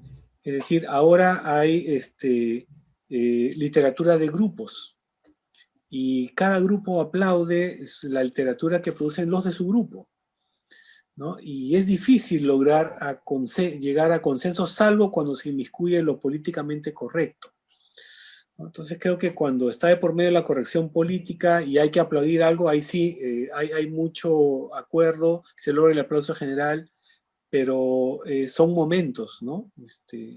Lamentablemente creo que está pasando eso, se está guetizando la literatura. No, no sé, en eso puedo ser bastante polémico y hay gente que me puede detestar por decir esto, pero sinceramente desde la escritura lo estoy viendo así, ¿no? Que un atractivo, al menos, yo te cuento un poquito, ¿no? Yo tenía un profesor de materialismo dialéctico en San Agustín, que odiaba a Vargas Llosa, ¿no? Todos los defectos le veía a Vargas Llosa. Entonces, como era muy elocuente y persuasivo este profesor, pues todos los alumnos de literatura no leíamos a Vargas Llosa. Entonces, un día estaba caminando y en estos libros que venden pues en el suelo, ¿no? Veo el librito, La tía Julia, el escribidor, no, Pantaleón y las Vistadoras. Lo veo y ¿cuánto? Tanto, me dijo. Ah, no tengo. Ya llévatelo, necesito para el almuerzo, me dijo. Paz, me lo llevé. Ay, ¿por qué he comprado esto? Decía. Y empiezo a leerlo y nunca un libro me ha atrapado tanto. Me quedé sorprendido. Lo leí muy rápido y totalmente atrapado. Y ese efecto es en todos los libros de Vargas Llosa. Es el escritor que te agarra y no te suelta hasta el final, ¿no es cierto? Así es. Entonces, necesitamos eso. Sí, Creo que la literatura sí, necesita eso, ¿no? sí, sí. Creo que va más, como te decía, por el lado del lenguaje. Esa es la forma. Y creo que eso lo intenta hacer él en Travesuras. En Travesuras de la Niña Mala abandona toda complejidad estructural, ¿no? Por completo. Y simplemente se dedica a narrar. Y creo que eso forma parte de esta obsesión de lo posmoderno por lo narrativo, la narratividad, ¿no? Creo que eso es. ¿Nos están llamando? Creo que Acá. sí, bueno, no sé. No, eso es este gusto por el componente narrativo con el componente esencial, el placer de seguir una historia. Y él sabe narrar bien una historia, o sea, Sí, captura. sí. Sí, Captura, y eso es captura, ¿no? oficio, pues. Eso es cancha. Ahora que estás hablando de la travesura de la niña mala, ese gusto, ¿no? Que se da, digamos, por recrear a Flaubert, por ejemplo, ¿no? O sea, ese diálogo directo, ¿no? O sea, yo creo que más que, sí, evidentemente piensa en el público, pero eso es un gusto personal que él se ha dado, ¿no? O sea, todo lo que dices de este acercamiento a la novela decimonónica, ¿no? Leerse con pasión, ¿no? Se da precisamente en esta novela, tan maltratada, dicho sea de Sí, paso, ¿no? O sea, también. sí, sí, sí, definitivamente. Y es que ese es el problema, ¿no? Creo que muchos de nuestros críticos lamentablemente miran primero al autor de carne y hueso antes que el texto, ¿no? Claro, Antes que el texto. sí. Aparte, Ese es yo un le haría problema. una pregunta en general al público. Imaginémonos que Vargas Llosa no hubiese escrito nada hasta 1969. O sea, borremos de Los cachorros para atrás, Conversación en la catedral, todo eso se va. Y que solamente hubiese escrito Pantaleón, la tía Julia, ¿no sería con eso suficiente para que tenga un lugar en la Sí, literatura peruana? claro. Claro, pero lo Claro, comparamos por con lo otro, supuesto, ¿no? Es ¿no? como que si ya escalaste el Everest y después vienes y escalas, pues, el Salcantay, ya te dicen, ah, pero el Salcantay, pues, ¿no? Claro. Pero el Everest también los he Claro. escalado, ¿no? ¿Qué escritor no se sentiría orgulloso de tener cualquiera de estos libros que has mencionado, ¿no? Claro. O sea, pero claro, lo medimos en función a esos Claro. enormes textos, ¿no? Esos enormes textos. Lo mismo que le Y, pasa a Fuentes, ¿no? y a todo escritor, te digo, ¿ah? Hay un momento de o te abandonas simplemente y no te preocupas, que creo que es a lo que ha llegado Vargas Llosa, ¿no? Con el manejo que tiene ya de tantos años en este medio, y simplemente no te preocupas por el juicio crítico o el juicio de público porque estás en una búsqueda personal. ¿no? O vives ampliamente preocupado pensando de qué van a decir ahora, y tengo que escribir mejor que el anterior, porque si no, tengo que mejorar cada vez, ¿no? Entonces ese es un reto que a veces termina silenciando voces, ¿no? Y a veces uno tiene que darse el gusto de publicar cosas que siente que son importantes en su carrera como escritor, ¿no? Y publiqué hace un tiempo en Alfaguara un conjunto de relatos que yo había escrito cuando tenía 15, 17, 19 años. Y me parecía que estaban bien, pero yo necesitaba que esos libros se publiquen, ¿no? Y esa fue una decisión Claro, editorial. Sí, dentro de tu plan de obra sería bueno que eso también se lea, ¿no? Claro, algunos claro, dirán, claro. se nota una suerte de transición. Sí, pero esa transición no es de un libro a otro, eso se escribió hace 30 años, ¿no? Entonces, pero la gente no lo sabe, ¿no? Entonces hay que No abandonar lo un poco ese sabe, sí. temor de que te lean en comparación con lo anterior. Y creo que Vargas Llosa ya lo abandonó. Si no, no hubiera podido pasar del boom al post-boom. Hubiera sido imposible para él. Sí, sí, yo creo eso, ¿no? Qué curiosidad esa de la que decías, pues es el sobreviviente, ¿no? Es el Ujú. sobreviviente, es el que ha iniciado y es el que de alguna manera, pues, es la bisagra hacia lo nuevo que se ha abierto, ¿no? Sí, y el último que Definitivamente. queda vivo. Sí, sí, sí, sí, ¿no? Bueno, esperemos que por muchos años todavía nos Ojalá. acompañe y siga escribiendo, ¿no? Así es. Ojalá que sí. Mm. Sí. No sé si hay más preguntas del público, Richard, ¿has visto por ahí algo? Hay un par de preguntas. Sí, A ver. tenemos. Dos preguntas. La primera dice, ¿en cuál o cuáles de sus obras, de Mario Vargas Llosa, retrata con mayor maestría el homosexualismo como tal? Y la otra Ujú. dice, ¿qué opinión les merece Tiempos Recios? Ujú. Ya. Am, ¿Aló? Richard, Sí, sí, sí, sí, sí. ¿respondes tú primero o respondo yo? No sé. Como Primero tú, gustes. Carlos. Dale tú. Ya.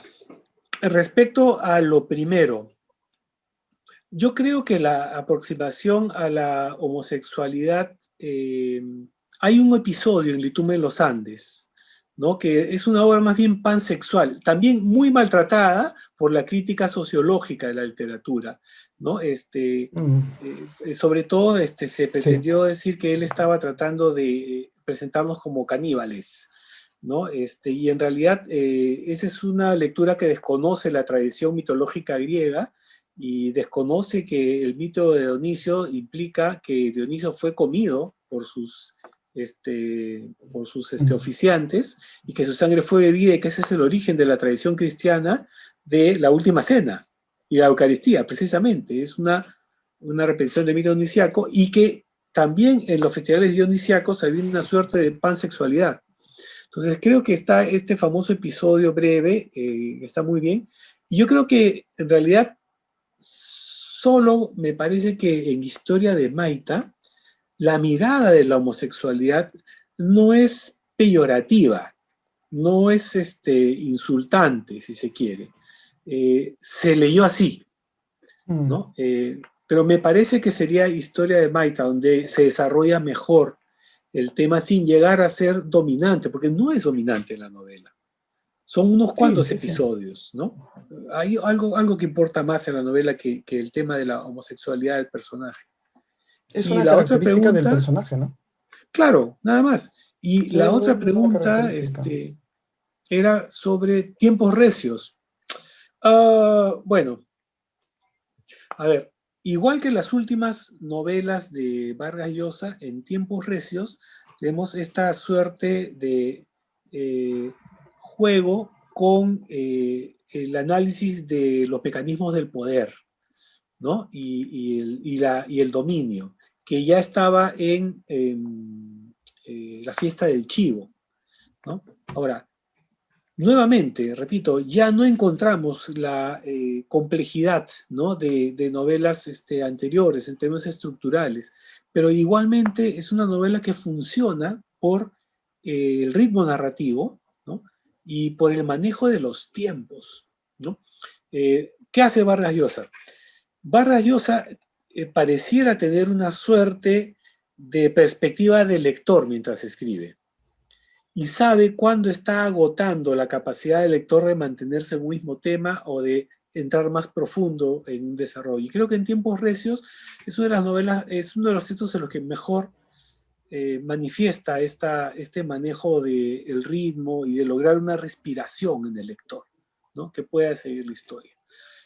Para mí no es de lo mejor de la narrativa de Vargas Llosa, obviamente, ¿no? Ahora, no creo, por ejemplo, que llegue al nivel de La fiesta del chivo, ¿no? Quizás si situásemos, si pudiésemos hacer una suerte de escalafón, ¿no? Estaría en estas obras que no valoro tanto, ¿no? Pero en las cuales soy consciente de que mi no valoración no obedece al texto en sí, sino a quien lo escribió. Entonces también estoy preso, ¿no? De ese tipo de comparación. Es algo que la verdad es muy difícil de dejar de hacer, ¿no?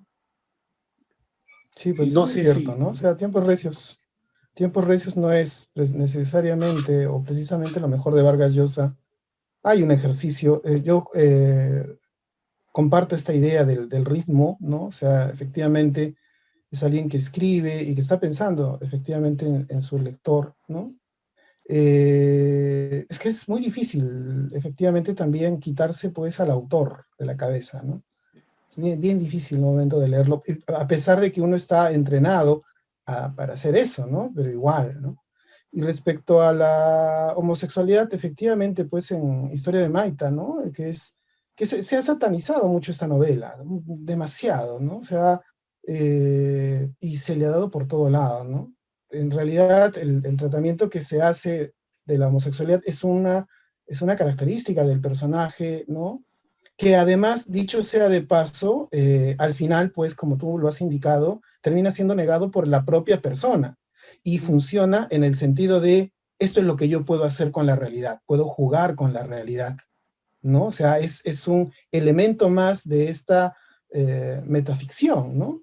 Pero Claro. bueno, la crítica no lo ha entendido en ese sentido, sino en el hecho de buscar, que Vargas Llosa ha buscado elementos para criticar o para humillar o denostar a la izquierda, ¿no? Cosa que Sí.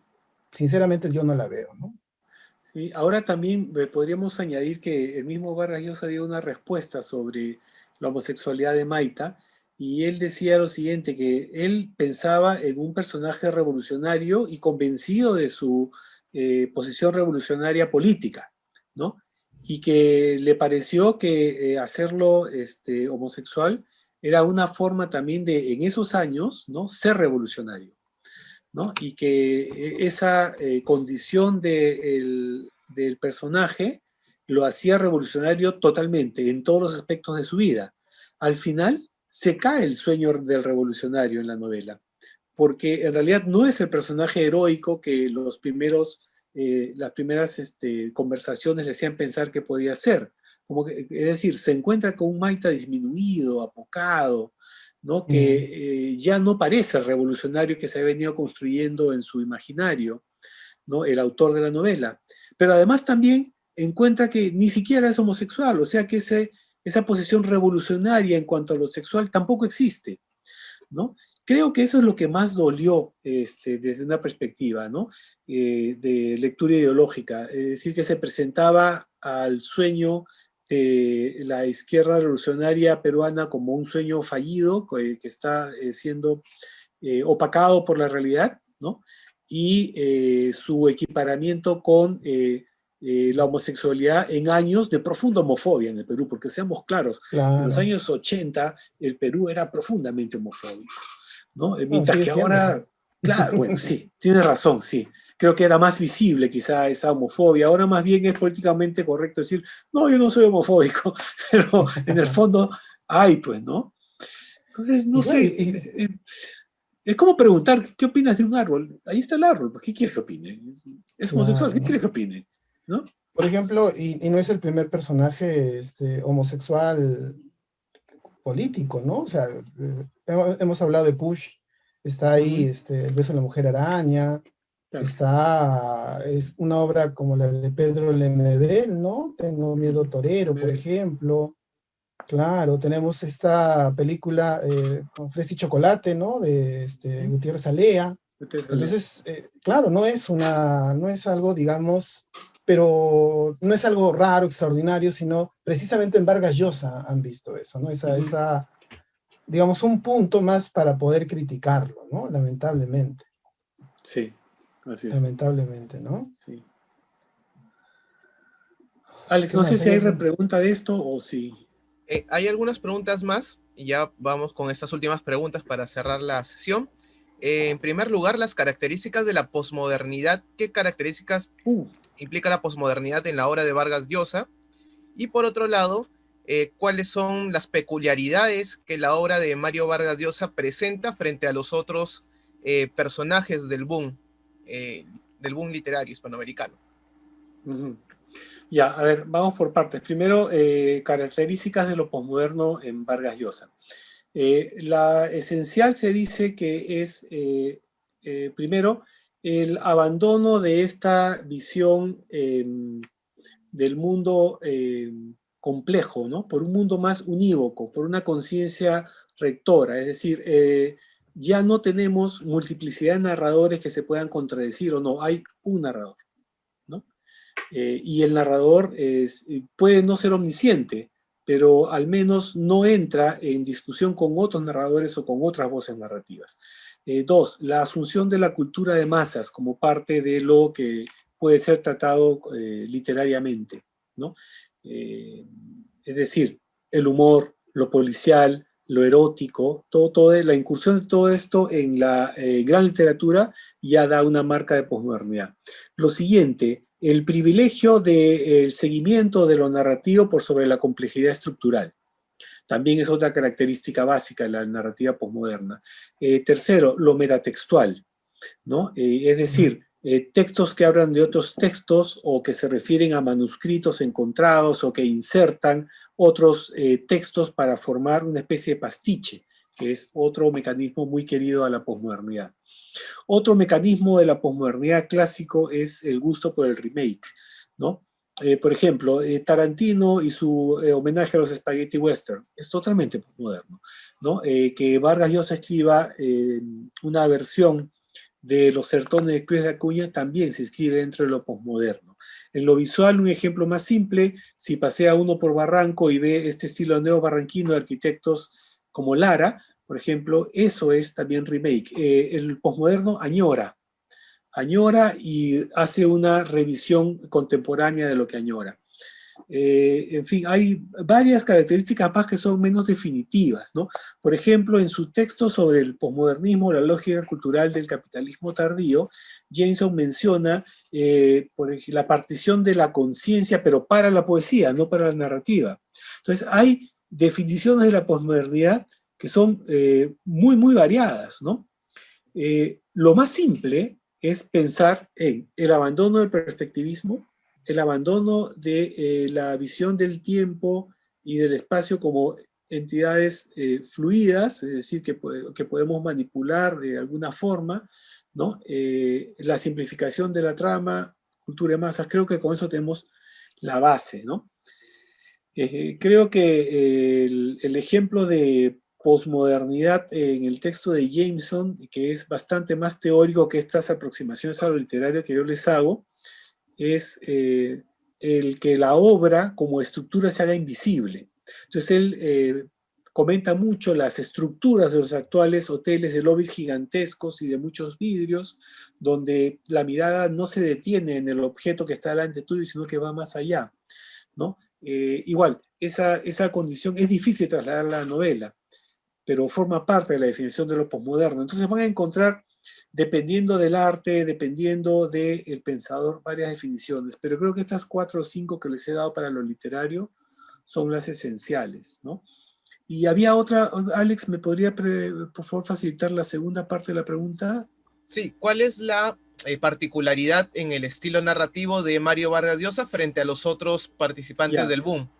Bueno, ¿cuál Mario Vargas Llosa? ¿Cuál de todos? ¿No? Porque diría, a ver, su particularidad es la variedad, ¿no? Él y Carlos Fuentes comparten el hecho de haber mutado hacia la narrativa posmoderna y punto. En la época vanguardista, el gusto por el diálogo Vargas Llosa es una marca. Creo además que otra marca importante es que Vargas Llosa privilegia el conductismo. Sus personajes se definen por su actuar, no por su forma de pensar, se definen por lo que hacen. Algunos de ellos son puro instinto, como por ejemplo Ambrosio en Conversación en la Catedral. Entonces, dependiendo de qué etapa estemos hablando, o sea, tendríamos para caracterizar versus otros autores a Mario Vargas Llosa de forma muy distinta. Lo que sí creo que no es él, es un escritor del lenguaje. Es decir, todos recordamos Era inevitable, el olor de las almendras maduras le recordaba el destino de los amores frustrados, el comienzo del amor en los tiempos de cólera, ¿no?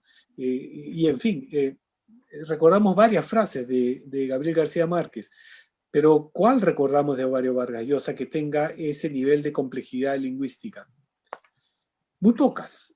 Lo recordamos más por estructuras, ¿no?, extraordinarias, ¿no? Que recordamos 4, dijo el Jaguar, porque es un comienzo y media res violento, ¿no? Recordamos ese año, creo que llevábamos pantalones cortos, el comienzo de Los Cachorros, pero tampoco porque sea un lenguaje brillante, es la estructura lo que nos sorprende en él, y creo que esa es una gran diferencia respecto a los demás autores.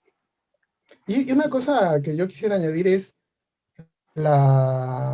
cómo él, si nosotros comparamos los primeros textos del boom, ¿no? La hojarasca de García Márquez, sí, La región más transparente de Fuentes, ¿no es cierto? Y, no sé, ¿no? Los premios, vamos a poner en novela de Cortázar. Vargas Llosa, pues, está mucho más adelantado, ¿no? Y esto es lo que acepta incluso el propio Donoso en Historia Personal del boom, ¿no? Cuando hace referencia a quién era ese peruano que todo el mundo hablaba, y cuando él lo lee, dice, pucha, he perdido mi vida, ¿no? Voy a quemar todo lo que he escrito. Una admiración a Vargas Llosa. Y eso es cierto, ¿no? O sea, a manera de estructura, asimilación, digamos, de todos estos aportes de la vanguardia, de la generación perdida, Vargas Llosa es el alumno más atento, más aplicado y el que empieza a explorar mucho más, ¿no? En Conversación en La Casa Verde, por ejemplo, esa manera de ir contando 3, 4 historias, ¿no? Ya no, digamos, en párrafos, sino incluso en las propias oraciones, es magistral, ¿no? Ninguno del boom se atreve a eso, ¿no? Recuerdo en Rayuela, por ejemplo, que hace un intercalado Cortázar, pero Vargas Llosa en una sola línea, ¿no? Así es. O esos cambios de persona, ¿no? Gramatical, que sale de un ellos a nosotros, en la misma frase de Los Cachorros, ¿no? Claro. Sí, pues ese es otro ejemplo de esa. Sí. Tiene un virtuosismo técnico, pero a nivel de lenguaje, poeticidad, creo que sí, por ejemplo, García Márquez ahí le toma ventaja. No el inicial que tú dices, ¿no? El de los Hojarasca, que es muy follneriano, ¿no? Es demasiado tributario de Follner todavía, pero después cuando ahí encuentra su estilo, él agarra otro ritmo, ¿no? Creo que incluso Donoso también. Bien, muchas gracias al doctor Carlos Arámbulo y al doctor Richard Leonardo por su participación en esta noche en la conferencia, el conversatorio, el boom y el post-boom desde la narrativa de Vargas Llosa. Agradecemos también al público que nos ha acompañado a través del Zoom y a través de las redes sociales. Muchas gracias nuevamente y les invitamos a que sigan atentos a la página de Facebook de la Academia Peruana de la Lengua y a la página web para conocer las siguientes actividades que se realizarán a lo largo del mes. Muchas gracias a cada uno de ustedes, muchas gracias, profesores, y buenas noches. Muchas gracias. Buenas noches. Buenas noches. Gracias.